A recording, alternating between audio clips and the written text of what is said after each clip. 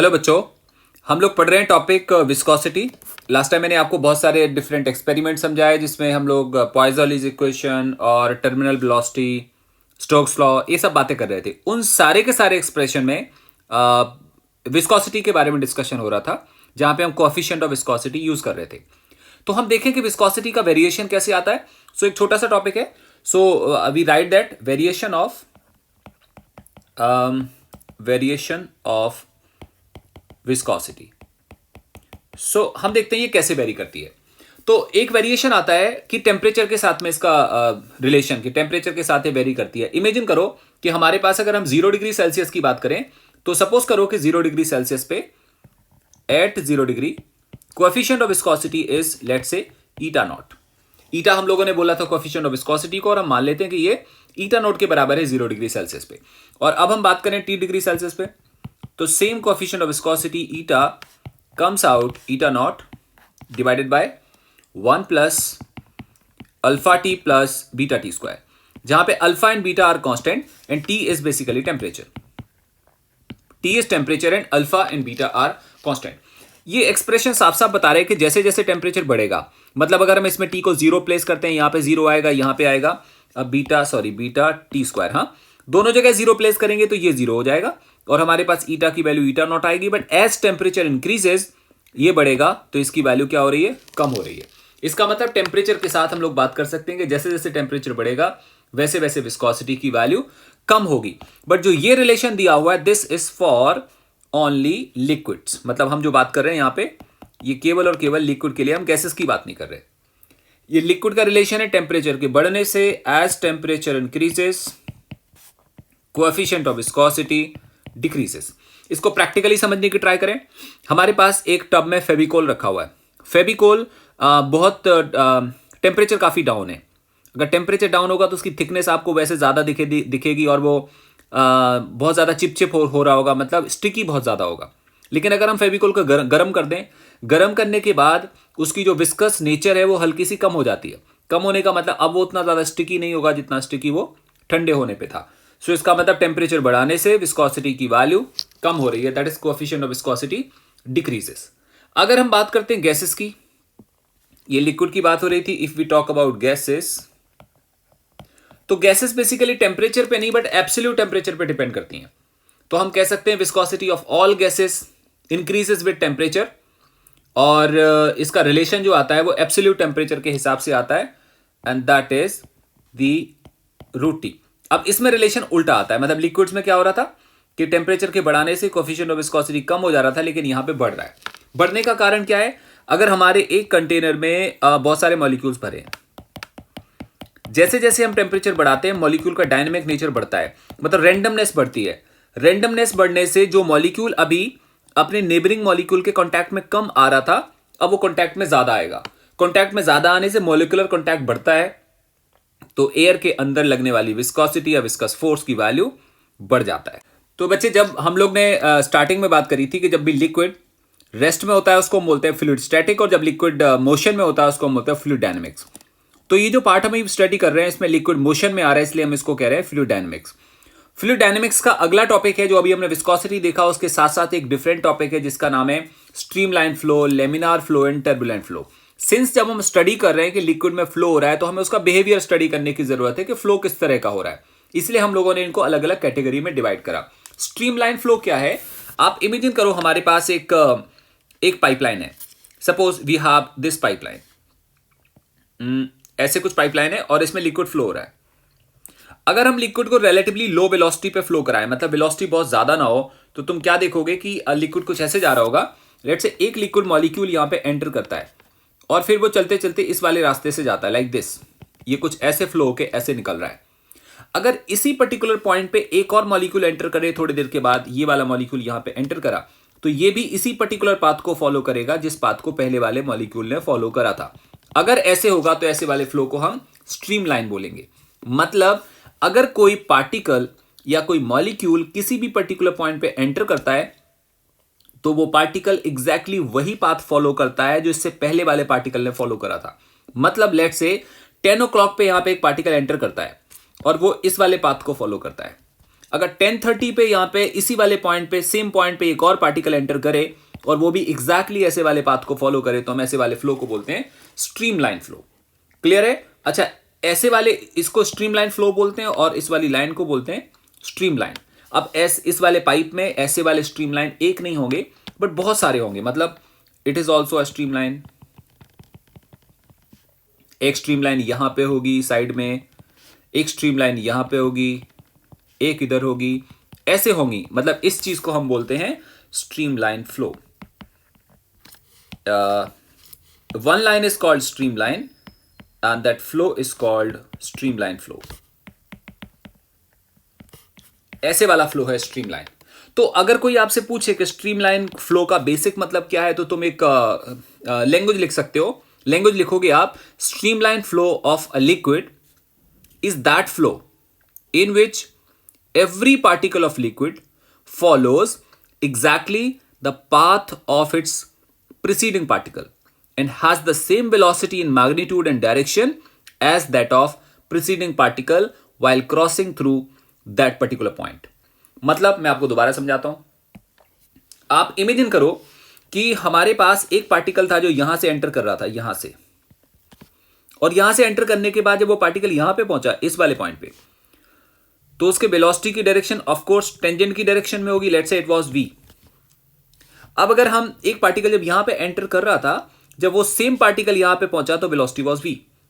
अगर बहुत सारे देर के बाद, लेट्स से 2 आवर्स 3 आवर्स के बाद इसी पर्टिकुलर पॉइंट पे एक और पार्टिकल एंटर करे, तो वो पर्टिकुलर पार्टिकल भी जब अपने पाथ पे चलता रहेगा तो वो इसी वाले पॉइंट से क्रॉस करेगा और इसी पॉइंट से भी क्रॉस करेगा, और क्रॉस करते टाइम इसकी वेलोसिटी और प्रीवियस पार्टिकल की वेलोसिटी सेम आएगी। अगर ऐसा होगा तो हम बोलेंगे ये स्ट्रीमलाइन फ्लो हो रहा है। क्लियर हो गया? एक तो ये हो गया स्ट्रीमलाइन फ्लो जब हम डिफरेंट डिफरेंट लाइन की बात कर रहे हैं। एक फ्लो आता है ट्यूब फ्लो। ट्यूब फ्लो मतलब जब भी लिक्विड किसी पाइपलाइन में से फ्लो होगा तो हम उसको क्या बोलेंगे? Tube flow. तो कोई आपसे बोले कि इसकी डेफिनेशन बताओ, ट्यूब फ्लो क्या होता है? क्योंकि मैं आपको पाइपलाइन के बारे में बता रहा हूं इसलिए मैं आपको ट्यूब फ्लो समझा रहा हूं। तो ट्यूब फ्लो देखें, अ tube flow is a bundle of streamlines. Bundle of streamlines.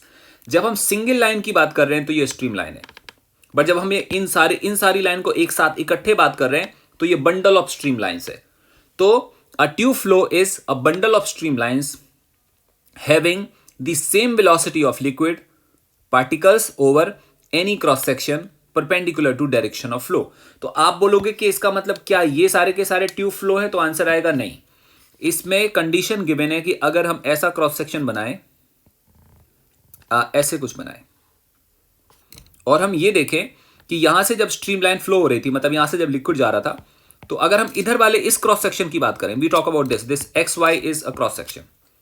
अगर हम एक्स वाई क्रॉस सेक्शन पे खड़े होकर देखें तो यहां पे वेलोसिटी, यहां पे वेलोसिटी, यहां पे वेलोसिटी, यहां पे वेलोसिटी सेम हो। अगर ऐसा कुछ होगा तो ऐसे वाले फ्लो को हम बोलेंगे ट्यूब फ्लो। मैं दोबारा आपको सुनाता हूं। A tube flow is a bundle of streamlines having the same velocity of liquid particles over any cross section perpendicular to direction of flow. मतलब ये क्रॉस सेक्शन है और एक ऐसा क्रॉस सेक्शन है जो वेलोसिटी ऑफ फ्लो के just perpendicular है। अगर हम ऐसे वाले को देखेंगे तो हम इसको बोलेंगे ये ट्यूब फ्लो है। एक चीज, नेक्स्ट चीज जो यहां पे लिखिए, लेमिनार फ्लो। लेमिना मतलब होता है प्लेट। लेमिना का मतलब होता है प्लेट। कोई भी फ्लो जो प्लेट के जैसा हो उसको हम बोलेंगे लेमिनार फ्लो। जैसे हम एक रिवर के पास जाते हैं, let me right laminar flow. एक रिवर फ्लो हो रही है और हम रिवर के साइड में खड़े हैं और रिवर ऐसे जा रही है, कुछ ऐसे, मतलब नॉट गोइंग स्ट्रेट, ये किसी कर्व पे चल के ऐसे जा रही है। लेकिन होता क्या है कि अगर हम यहां पे एक पेपर का पीस डालें, इस जगह पे यहां पे एक पेपर का पीस छोड़ें और हम इस पेपर के पीस को देखते रहें, तो वो ऐसे जाएगा, ऐसे, फिर ऐसे चलता रहेगा, फिर ऐसे चलता रहेगा, ऐसे चला गया। अगर हम इसी पॉइंट पे एक और पेपर का पीस डालें कुछ देर के बाद, तो ये दूसरा पेपर का पीस भी इसी वाले रास्ते को फॉलो करेगा। अगर करेगा तो वो तब करेगा जब रिवर की वेलोसिटी रिलेटिवली काफी ज्यादा नहीं होगी, मतलब कम होगी रिलेटिवली। सिमिलरली अगर हम यहां पे पेपर का पीस डालते हैं तो वैसे जा रहे हैं, ऐसे कुछ जा रहे हैं, यहां वाला ऐसे जा रहा है, यहां वाला ऐसे जा रहा है, ये ऐसे जा रहा है, यू कैन चेक, ये कुछ अलग अलग अपने अपने पॉइंट पे जाएंगे। एक लाइन मतलब one line is stream line, एक लाइन को हम स्ट्रीम लाइन बोलते हैं। And combination of lines, combination of lines forms a pattern called laminar flow। इस चीज को थोड़ा सा समझने की ट्राई करो। मैंने क्या बोला, अगर हम इस वाले फ्लो में किसी एक लाइन की बात करेंगे, एक लाइन की बात करें तो ये लेमिनार है, सॉरी स्ट्रीम लाइन है, ये भी स्ट्रीम लाइन है, ये भी स्ट्रीम लाइन है, ये भी स्ट्रीम लाइन है, ये सारी की सारी स्ट्रीम लाइन है। लेकिन अगर हम इस पूरे कॉम्बिनेशन की बात करें, if we talk about this whole combination कि रिवर का एज अ होल फ्लो कैसा है, तो पता चलेगा ये लेमिनार फ्लो है।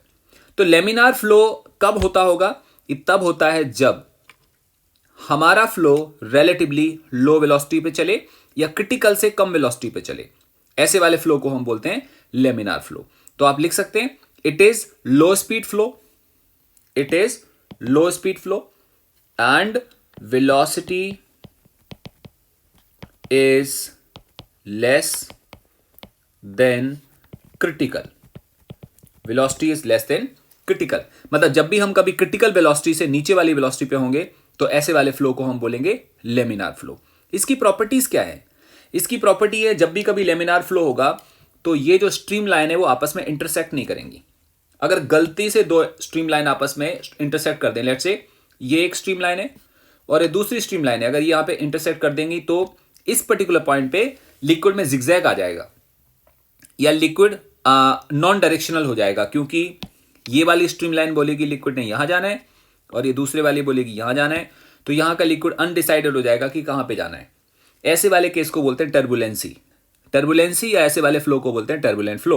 तो अगर ये लेमिनार फ्लो है तो इस वाले फ्लो में ये स्ट्रीम लाइन आपस में इंटरसेक्ट नहीं कर रही होंगी, जैसा आपको डायग्राम में दिखाया जा रहा है बिल्कुल ये उसी तरह से फ्लो हो रही होंगी। क्लियर? तो कोई आपसे बोले इनकी प्रॉपर्टी बताओ, स्ट्रीम लाइन्स की प्रॉपर्टी बताओ, तो तुम लिख सकते हो। तो हेडिंग लिख लो आप अपनी कॉपी पे, properties of stream line.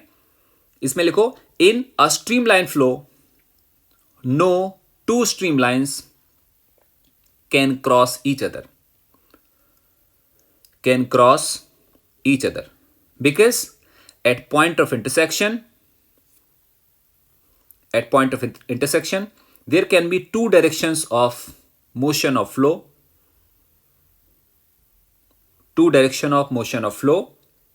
which is the turbulent flow। हम किसकी बात कर रहे हैं, लेमिनार या स्ट्रीम लाइन की बात कर रहे हैं, इसलिए यहां पे दो लाइन कभी भी आपस में इंटरसेक्ट नहीं कर सकती हैं। एक और पॉइंट लिखो, greater is the crowding of streamlines at a place, greater is the crowding of streamlines at a place, greater is the velocity।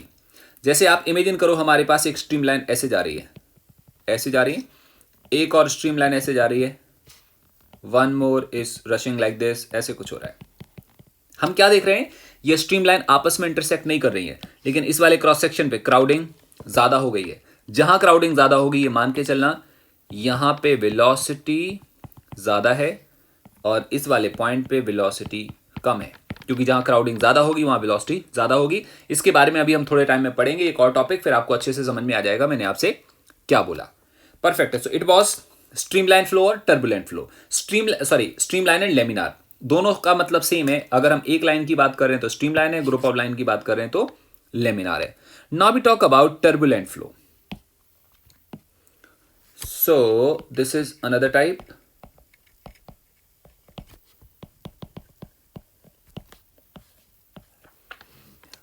Turbulent flow कैसे होता है, अगर हमारे पास जिस रिवर की मैं बात कर रहा था सेम रिवर है, suppose it's a river channel जिसमें लिक्विड फ्लो हो रहा है और लिक्विड की वेलोसिटी काफी ज्यादा है, काफी ज्यादा होगी तो जब ये लिक्विड ऐसे जा रहा होगा और ये ऐसे जा रहा होगा तो फिर स्पीड इतनी ज्यादा है कि वो अनडिसाइडेड होगा और वो कभी ऐसे चला जाएगा। मतलब हुआ क्या, लिक्विड यहां से फ्लो करा, इस वाले साइड पे टकराएगा और टकरा के ऐसे हो जाएगा और इस वाले स्ट्रीम लाइन को इंटरसेक्ट करेगा।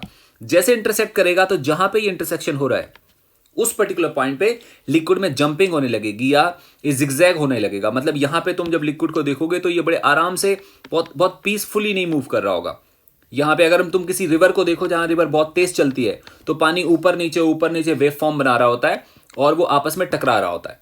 ऐसे वाले केस को हम बोलते हैं टर्बुलेंट फ्लो। तो टर्बुलेंट फ्लो कब होगा? जब लिक्विड की वेलोसिटी रिलेटिवली हाई होगी। अब रिलेटिवली हाई का मतलब क्या हुआ? क्रिटिकल वेलोसिटी से ज्यादा होगी। क्रिटिकल वेलोसिटी वो लिमिटेड वेलोसिटी होती है जहां तक लिक्विड लेमिनार रहे। मतलब अभी ये लेमिनार है, इसका मतलब ये वेलोसिटी कम है। हम वेलोसिटी को और ज्यादा करेंगे, ये अभी भी लेमिनार है, हम और ज्यादा करेंगे, लेकिन जिस टाइम ये लेमिनार फ्लो खत्म होने वाला होगा उस वाली वेलोसिटी को बोलते हैं हम क्रिटिकल वेलोसिटी। और यहां वाले केस में हम क्रिटिकल वेलोसिटी से ऊपर जा चुके हैं, इसलिए फ्लो कौन सा है? This flow is called turbulent. अगर हम टर्बुलेंट का डायग्राम बनाएं कि सर कहां कहां पे टर्बुलेंट होगा, तो तुम ऐसे देख सकते हो कि इमेजिन करो रिवर फ्लो हो रही है, रिवर ऐसे जा रही है और रिवर के बीच में एक बड़ा सा स्टोन आ गया, ऐसे पत्थर है, बहुत बड़ा सा पत्थर है। अभी क्या होगा? रिवर का पानी यहां से जाएगा, यहां से ऐसे चले जाएगा, ऐसे कुछ पानी ऐसे जाएगा, कुछ यहां से आएगा, ऐसे देखो टकरा रहा है, देखो यहां पे देखो आपस में ऐसे मर्ज हो गया। तो तुम याद ये देखोगे कि जब यहां पे पानी गिरेगा ना, तो ये अनडिसाइडेड सा होगा, मतलब कभी पानी इधर से निकल पड़ेगा, कभी यहां से जाएगा, कभी यहां से जा रहा होगा, और यहां पे पानी बहुत जंप कर रहा होगा। This is called turbulent point. इस वाले पॉइंट पे टर्बुलेंसी हो रही होगी, और मे बी आगे जाने के बाद ये लिक्विड दोबारा शांत हो जाए, फिर बड़े आराम से फ्लो हो रहा है। मे बी ऐसा पॉसिबल है कि आगे फ्लो हो रहा हो, बहुत बार ऐसे होता है, ऐसे फ्लो हो रहा हो। इसका मतलब हम कह सकते हैं यहां लेमिनार है, यहां भी लेमिनार है, लेकिन यहां पे टर्बुलेंसी क्रिएट हो गई है। ऐसे वाले फ्लो को हम बोल रहे हैं टर्बुलेंट फ्लो। आप कुछ लाइंस लिख सकते हो टर्बुलेंट के बारे में। आप थोड़ा सा लिखो, when a liquid moves with a velocity greater than critical velocity. When a liquid moves with a velocity greater than critical velocity, the motion of particles of liquid becomes disorderly or irregular. Such a flow is called turbulent.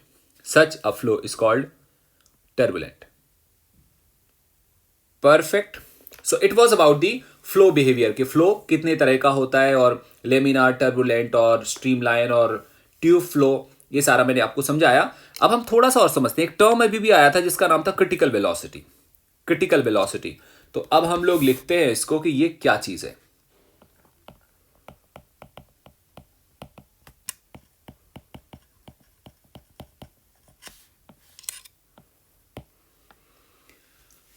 तो आप ऐसे लिख सकते हैं, इसमें अगर हमें लिखना हो लैंग्वेज की क्रिटिकल वेलोसिटी क्या होती है, तो हम लिखेंगे critical velocity is that velocity of liquid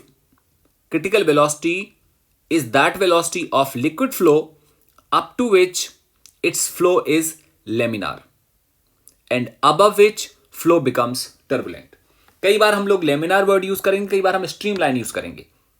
मतलब अगर मैं लेमिनार की जगह स्ट्रीमलाइन यूज करता तब भी उसका मतलब सेम था।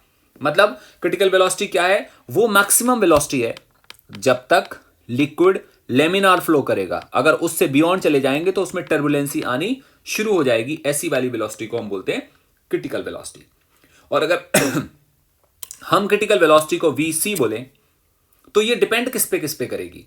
एक्चुअली अगर किसी जगह पे पाइपलाइन में, रिवर में, कैनाल में जो लिक्विड फ्लो होता है, इस लिक्विड में कितनी प्रॉपर्टीज हैं? अगर एक पाइपलाइन में लिक्विड फ्लो हो रहा है तो इसमें कितनी प्रॉपर्टीज हैं, कितनी चीजें हैं? तुम बोलोगे सर एक तो डेंसिटी है रो, एक इसमें विस्कोसिटी होगी ईटा, और एक ये भी होगा कि हमारा पाइपलाइन का क्रॉस सेक्शन ज्यादा है कि कम है, और उसको हम क्या बोलेंगे? रेडियस।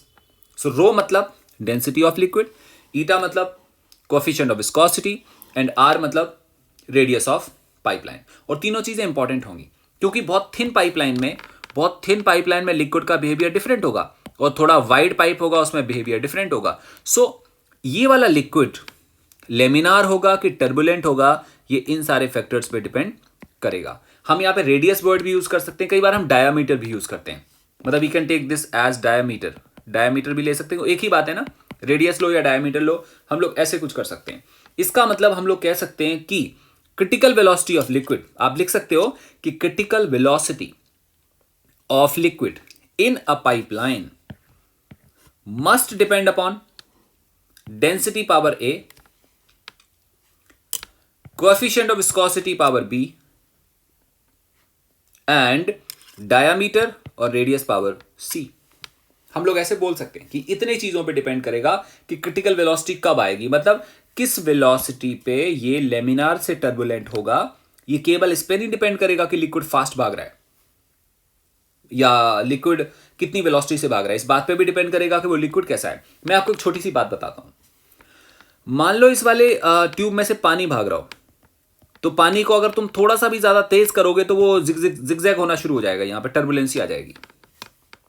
लेकिन अगर इसी में से फेविकोल भाग रहा हो, फेविकोल, तो फेविकोल क्या होगा, इन इन दीवारों के साथ, लेयर के साथ चिपक के चलेगा।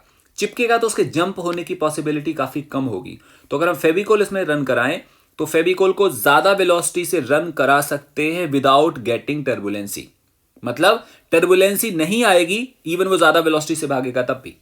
इसका मतलब कौन सा लिक्विड टर्बुलेंट होगा, कौन सा नहीं होगा, उसको हम क्रिटिकल वेलोसिटी से जानते हैं। और क्रिटिकल वेलोसिटी सबके लिए सेम नहीं होगी, सबके लिए अलग अलग होगी। वो डिपेंड करेगा किस पाइपलाइन में से फ्लो करा रहे हैं, कितनी डेंसिटी का लिक्विड है, कितना कोएफिशिएंट ऑफ विस्कोसिटी है, इन सारी बातों पे डिपेंड करेगा। सो this is called critical velocity, this is which is the property of liquid along with the size और डायमीटर ऑफ पाइपलाइन। और इसको हम डायमेंशन की हेल्प से डेरिवेशन कैलकुलेट कर सकते हैं। कैसे कैलकुलेट करेंगे? Critical velocity equal to a constant जो कि डायमेंशन लेस कांस्टेंट होगा, rho power a, eta power b, diameter power c। And now we can equate dimension on both side, left side and right side. Left hand side में velocity है तो dimension आएगी m0 lt minus 1। k का कोई dimension नहीं होगा, हम इसको हटा देते हैं। फिर हम बात करेंगे डेंसिटी। डेंसिटी की डायमेंशन हम सब जानते हैं, ml माइनस 3 पावर a। फिर कोएफिशिएंट ऑफ विस्कोसिटी की डायमेंशन हम पढ़ चुके हैं already, ml minus 1 t minus 1 power b। और उसके बाद हम डायमीटर की बात करेंगे तो आएगा लेंथ पावर c। अब हम ऐसा करते हैं, सबकी पावर अलग अलग निकालते हैं। m power how much, a plus b, साफ दिख रहा है। l पावर देखो minus 3a minus b plus c। And similarly we have t power and that t power is minus b। Right हो गया। अब हम एक काम करते हैं, इक्वेट करते हैं। m की पावर 0 है तो a प्लस b कितना आएगा, a प्लस b 0 आएगा। t की पावर आ रही है माइनस b और यहां पे t की पावर आ रही है माइनस 1। सो हमारे पास रिलेशन आएगा basically this minus b equal to minus 1, या यहां से कह सकते हैं b इक्वल टू 1। अगर हम b को 1 रखेंगे तो यहां से a कितना आ जाएगा, a आएगा माइनस 1, b 1 आ गया, a माइनस 1 आएगा। परफेक्ट हो गया। अब हम मिडिल वाले की बात करते हैं, यहां पे l की पावर और यहां पे भी l की पावर। तो हम लोग क्या लिख रहे होंगे, हम लिखेंगे minus 3a minus b plus c and that equal to 1। Perfect. So we have got this. a की वैल्यू मालूम है, b की वैल्यू मालूम है, यहाँ पे प्लेस करेंगे वैल्यू तो हमारे पास आएगा minus times 3 minus 1 minus b, that is b कितना था 1 plus c is equal to 1। This becomes plus 3, this becomes plus 3, this is minus 1, so this becomes 2। उधर साइड जाएगा तो कितना हो जाएगा minus 1। So we have c equal to minus 1। तो हमारे पास a is minus 1, b is 1 and c is minus 1। Expression देखते हैं, हमारे पास एक्सप्रेशन था ये वाला। तो we have this critical velocity equal to k and then rho power a was minus 1, so we have this rho power minus 1, and then eta b, eta power b, and b is 1, so eta power 1, and that r और diameter power minus 1। या यहां से कह सकते हैं हम लोग this critical velocity equal to k eta upon rho d। ये हमारे पास रिलेशन आ जाता है जहां पे k एक कांस्टेंट है जिसके बारे में हमें अभी तक कुछ नहीं पता। क्लियर हो गया। इसका मतलब क्या समझ आता है? इसका मतलब समझ आता है कि अगर हमारे पास, एग्जांपल ले लेता हूं, सपोज करो हमारे पास एक पाइपलाइन है, एक पाइपलाइन जिसका रेडियस है r के बराबर और लिक्विड मूव कर रहा है डेंसिटी रो का और coefficient of viscosity eta. Critical velocity की वैल्यू तो पता चलेगा ये आएगी equal to k times eta by rho into t, radius दिया हुआ है तो हम इसको कर सकते हैं डायमीटर की जगह 2 टाइम्स रेडियस लिख दो या सिंपल रेडियस लिख दो, या ऐसा करते हैं हम इसको ऑलरेडी डायमीटर दे के रखते हैं, this is the diameter. So this is the value. एक केस क्लियर हो गया। अब ऐसा करते हैं हम एक और दूसरा, this is one example, we have another example. हमारे पास एक पाइपलाइन, अब इस पाइपलाइन का डायमीटर है पहले से डबल, दिस इज 2d। कोई बोले सर इसमें क्रिटिकल वेलोसिटी बताओ, तो अभी निकाल के देखते हैं। क्रिटिकल वेलोसिटी आएगी k, लिक्विड सेम है, लिक्विड सेम तो ईटा सेम, डेंसिटी सेम, और ये आएगा 2d। इसका मीनिंग क्या समझ आता है? ये पहले वाले को हम क्रिटिकल वेलोसिटी बोलते हैं, दूसरे वाले को क्रिटिकल वेलोसिटी डैश बोलते हैं। इसका meaning this is less than this. इसका मीनिंग बताओ। सपोज करो ये ऊपर वाली वैल्यू आ रही है 1000, ऐसा मान लेते हैं हम 1000 मीटर पर सेकेंड, तो नीचे वाली वैल्यू कितनी आएगी 500 मीटर पर सेकेंड। मैं डेटा के हिसाब से आपको समझा रहा हूं जिससे आपको क्लियर हो जाए। क्रिटिकल वेलोसिटी कौन सी वेलोसिटी है? क्रिटिकल वेलोसिटी वो वाली वेलोसिटी है जब हमारा लेमिनार फ्लो टर्बुलेंट में बदल सकता है, या वो मैक्सिमम वेलोसिटी है जब तक हमारा फ्लो लेमिनार फ्लो होगा। तो मैं यहां पे आपको थोड़ा सा समझाता हूं सॉल्यूशन के हिसाब से। यहां पे लिखता हूं in first pipe liquid remains laminar up to 1000 metre per second liquid velocity. मतलब समझ आया?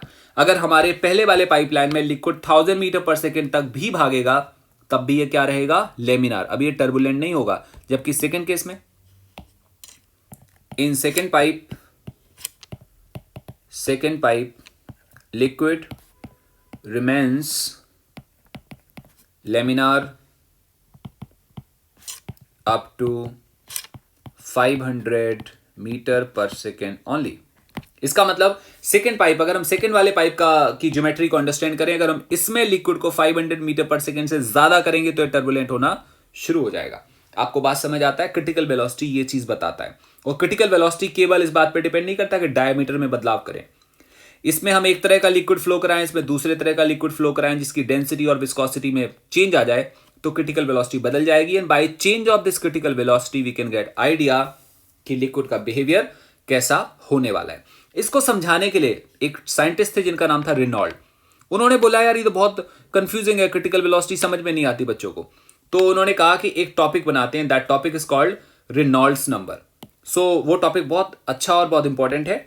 सो we have this Reynolds number. Reynolds gave a number to decide type of flow. मतलब उन्होंने एक नंबर दिया जिससे ये पता चले कि वो फ्लो किस तरह का है। किस तरह का मतलब वो लेमिनार है कि टर्बुलेंट है कि क्या हो रहा है। उन्होंने जस्ट एक नंबर दिया इंडिपेंडेंट ऑफ कि हमारा पाइप बड़ा है छोटा है, विस्कोसिटी क्या है, इससे कोई मतलब नहीं है। क्लियर? तो आप थोड़ी सी लाइन लिखो और उसमें लिखो Reynolds number is a pure number which determines the nature of flow of liquid through pipeline, which defines nature of flow of liquid through pipeline। एक सिंपल नंबर दिया, और वो नंबर कैसे निकाला होगा? बहुत सारे hundreds of thousands of experiment करे होंगे इसी वाले केस के, जो अभी हम देख रहे हैं ना क्रिटिकल वेलोसिटी पे, हमने बहुत सारे एक्सपेरिमेंट करे होंगे। उन्होंने क्या करा, जो यहां पे के आ रहा है ना, एक्चुअली के रेनॉल्ड के फॉर्मूले में के को ही रेनॉल्ड नंबर कहते हैं, और इन्होंने इसी वाले फॉर्मूले को अपने हिसाब से मॉडिफाई करा। उन्होंने लिखा critical velocity equal to R N लिख देते हैं हम लोग। आर एन मतलब रेनॉल्ड्स नंबर। कुछ लोग सिंपल एन आर लिख देते हैं, है ना, ऐसे कुछ लिखेंगे। और ऊपर आ रहा था what was that, upside eta divided by rho and d. तो रेनॉल्ड ने जो नंबर दिया दैट वाज रो, अब हम वी क्रिटिकल हटा देंगे, सिंपल वी लिखेंगे डी अपॉन ईटा। क्लियर है? अब इस वाले फॉर्मूले में v कुछ भी हो सकता है, इट कैन बी क्रिटिकल और it can be any velocity, क्योंकि हमें थोड़ी पता है कि लिक्विड जो पाइपलाइन में फ्लो हो रहा है वो क्रिटिकल है, वो कोई भी वेलोसिटी हो सकती है। ये नंबर दिया तो ये जो आर एन आ गया, R N is Reynolds number, R N is Reynolds number. अब उन्होंने क्या समझाया मैं आपको बताता हूं। उन्होंने बोला कि अगर आर एन रेनॉल्ड नंबर की वैल्यू कम है, रेनॉल्ड नंबर की वैल्यू कम है, इसका मतलब वो लेमिनार की तरफ है। और रेनॉल्ड नंबर की वैल्यू अगर ज्यादा है तो वो टर्बुलेंट की तरफ है। तो एक लाइन लिखो, lesser the value of Reynolds number liquid is laminar. Lesser the value of Reynolds number liquid is laminar. Full stop. When Reynolds number increases, flow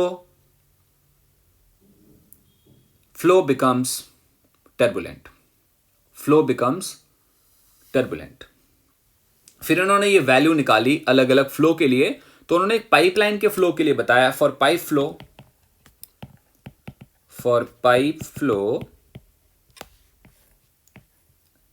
जब तक रेनॉल्ड नंबर की value less than equal to 2000 होगी तब तक flow is laminar.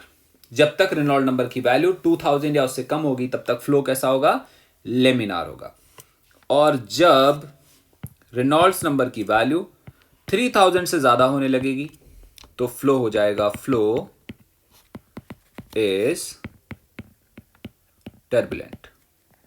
जैसे Reynold number की value 3000 से ज्यादा होगी फ्लो कैसा हो जाएगा? टर्बुलेंट हो जाएगा। फ्लो टर्बुलेंट होना शुरू हो जाएगा।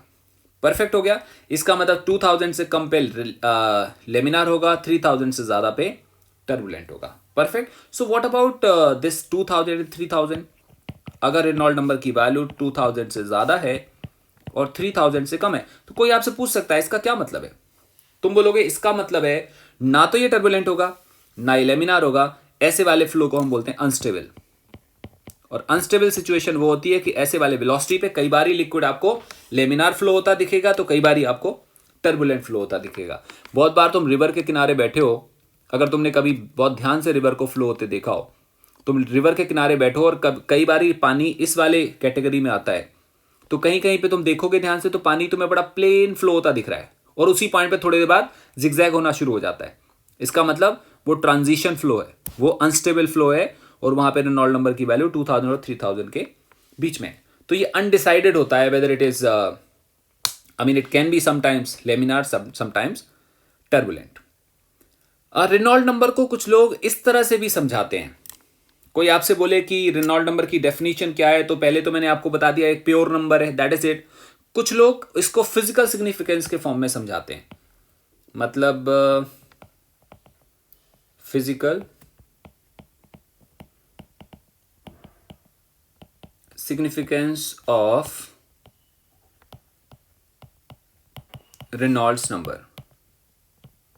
इसको कैसे समझाते हैं? कुछ लोग इसको ऐसे बोलते हैं कि इसकी फिजिकल सिग्निफिकेंस क्या है, तो इसको ऐसे बोला जाता है, आप लोग अपनी कॉपी पे लिख लो, और वो है Reynolds number describes the ratio of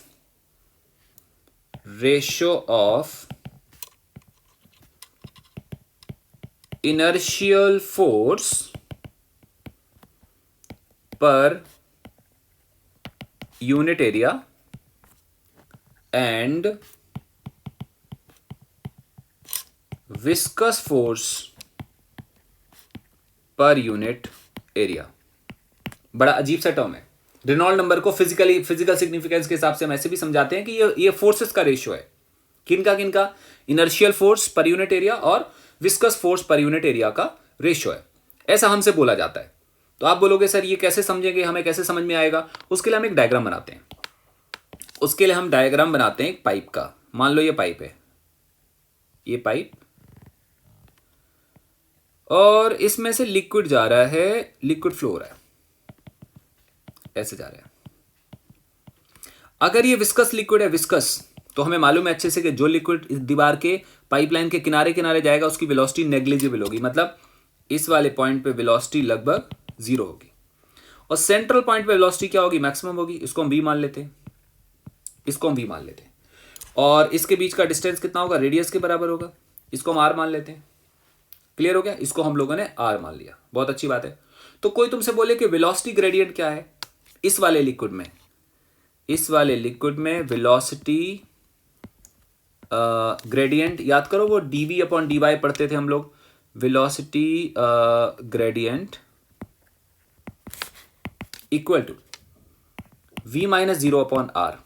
ऐसा क्यों कर रहे हैं हम लोग? क्योंकि इस लेयर की वेलोसिटी v है और इस वाले लेयर की 0 है, तो अगर हम एवरेज वेलोसिटी ग्रेडियंट निकालेंगे तो change in velocity, this velocity minus this velocity divided by distance, ये वेलोसिटी ग्रेडियंट निकल आया हमारे पास। परफेक्ट हो गया।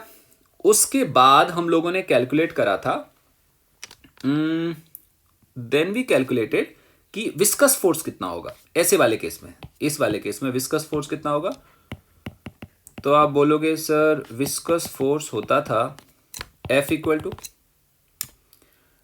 ईटा A into velocity gradient, that is V upon R। अगर हम विस्कस फोर्स अपॉन एरिया निकालें, viscous force per unit area निकालें तो कितना आएगा, तो आएगा eta V upon R। This called viscous force per unit area, that is eta V upon R। ये हमारे पास viscous force per unit area आ जाएगा। अब अगर कोई हमसे बोले इनर्शियल फोर्स निकालो, इनर्शियल फोर्स क्या होता था याद करो,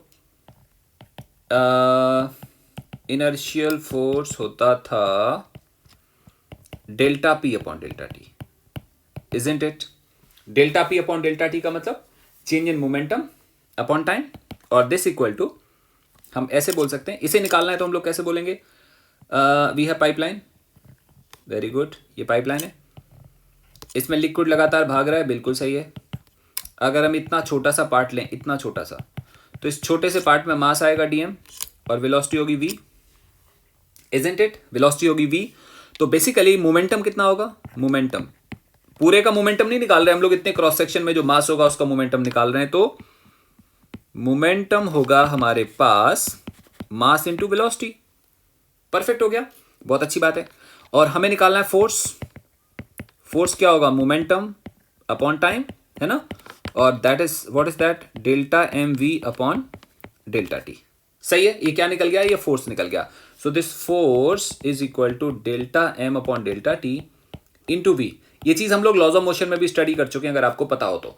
delta M upon delta T को क्या बोलेंगे हम, delta M upon delta T को हम बोलेंगे mass flowing per second, mass flowing per second. Perfect. और v मतलब क्या है, v मतलब है वेलोसिटी ऑफ फ्लो, जितनी वेलोसिटी के साथ में फ्लो रन कर रहा है, ये वेलोसिटी ऑफ फ्लो है। चलो जी, डन हो गया, हमारे पास ये फोर्स कैलकुलेट हो रहा है। अब हम बात करेंगे मास फ्लो पर सेकेंड कैसे निकालेंगे। तो तुम बोलोगे सर देखो, अगर हमारा ये क्रॉस सेक्शन एरिया a के बराबर होगा और ये अगर ये v वेलोसिटी से जा रहा है तो ये कितना डिस्टेंस कवर करेगा, मान लो ये डेल्टा x कवर करेगा, कितना आएगा, v डेल्टा t। अंडरस्टैंड करो, इस पाइपलाइन में लिक्विड भाग रहा है with velocity v, in time delta t this liquid will cover distance delta x equal to v delta t। तो अगर हम इसका मास निकालेंगे dm, तो dm क्या चीज आएगा, dm आएगा एरिया इंटू लेंथ। क्या निकल गया, ये एरिया है, ये लेंथ है, क्या निकल गया, volume multiplied by density. So what is dm over dt, this is a v rho, dm over dt is a v rho. तो हम लोग यहां पे लिखते हैं F equal to A V rho into V. Perfect. और हमने निकालना है inertial force per unit area is equal to rho into V square. दोबारा मैं सुनाता हूं मैंने क्या बोला था, मैं दोबारा आपको दिखाता हूं। पहले हमने निकाला विस्कस फोर्स। विस्कस फोर्स कैसे निकाला, हमारे पास रिलेशन होता था, दिस रिलेशन होता था विस्कस फोर्स का, eta A into D V upon D Y. D Y का मतलब होता था दो लेयर के बीच का डिस्टेंस, ये सेंट्रल लेयर है और ये साइड वाली लेयर है। हम लोगों ने निकाल लिया एवरेज विस्कस फोर्स, फिर हमने निकाला विस्कस फोर्स अपॉन एरिया, वो इतने के इक्वल आ गया। फिर हमने निकाला इनर्शियल फोर्स, न्यूटन के हिसाब से rate of change of inertia या rate of change of momentum inertial force होता है। जब हमने वो निकाला, उसको हम अभी सॉल्व कर रहे थे, तो हमारे पास वैल्यू इतनी निकल के आई। इनर्शियल फोर्स अपॉन एरिया ये है और विस्कस फोर्स अपॉन एरिया ये है। अब हम देखते हैं कि ये सही में रेशो आ रहा है कि नहीं, क्योंकि मैंने आपको अभी अभी लिखवाया कि Reynolds number is ratio of inertial force and viscous force. दोबारा से दिखाता हूं, हमारे पास Reynolds number is equal to inertial force per unit area divided by viscous force per unit area. Now this is equal to, क्या चीज निकलेगी, ये निकल के आएगा, यहां से देखो, rho V square divided by क्या निकालेंगे हम लोग, ऊपर देखो, eta V upon R, eta V upon R, this is eta V upon R. तो आर ऊपर चला जाएगा, ये वी कैंसिल हो जाएगा, तो हमारे पास क्या मिलेगा, rho V R upon eta, this is the Reynolds number. फिर मैंने आपको समझाया था कि सिंस हम कांस्टेंट में डील कर रहे हैं, कांस्टेंट में डील कर रहे हैं, तो तुम रेडियस भी ले सकते हो, तुम डायमीटर भी ले सकते हो, फर्क नहीं पड़ेगा। तुम रेडियस के हिसाब से कैलकुलेट करोगे तो ऐसे आएगा, डायमीटर के हिसाब से कैलकुलेट करोगे तो कांस्टेंट वैल्यू कांस्टेंट आएगी, क्योंकि इसमें केवल 2 से मल्टीप्लिकेशन होगा, न्यूमेरिकल वैल्यू में चेंज आएगा, बाकी सारी चीजों में चेंज नहीं आएगा। So this is called the Reynolds number of liquid flowing in pipeline. और ये सेम रिलेशन आ रहा है जो हम लोगों ने अभी पढ़ा था, that was this value V rho D upon eta. मैंने डायमीटर लिया था और यहां पे हम किस फॉर्म में निकाल रहे हैं, हम रेडियस फॉर्म में निकाल रहे हैं। सो दिस इज सेम। तो ये फिजिकल सिग्निफिकेंस है हमारे पास कि हम ratio of inertial force per unit area and viscous force per unit area से भी सेम वैल्यू को कैलकुलेट कर सकते हैं। तो आज का टॉपिक यहां तक रहेगा, और नेक्स्ट लेक्चर में फिर हम लोग principle of continuity and Bernoulli's theorem, ये सारी चीजें स्टडी करेंगे। आज का लेक्चर यहां तक। Thank you so much, bye bye बेटा।